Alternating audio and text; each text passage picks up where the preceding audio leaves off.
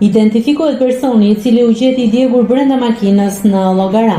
Artiol Xhelo, 32 vjeç, është ish efektivi I cili u gjeti I djegur brenda një makine në qafën e Llogaras. Raportohet se Xhelo është nga ura vajgurore e Beratit dhe në vitin 2023 ka dhënë dorëheqje nga strukturat e policisë. Ai u gjeti pa jetë në sediljen e shoferit dhe paraprakisht dyshohet se ai ka dhënë fund jetës duke u lyer me benzinë dhe duke I vënë flakën vetes brenda mjetit.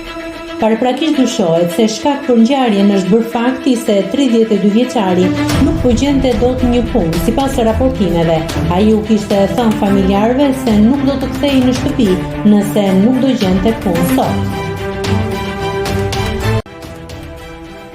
Nëse klikoni mbi butonin subscribe, do t'ju shfaqen të gjitha publikimet tona.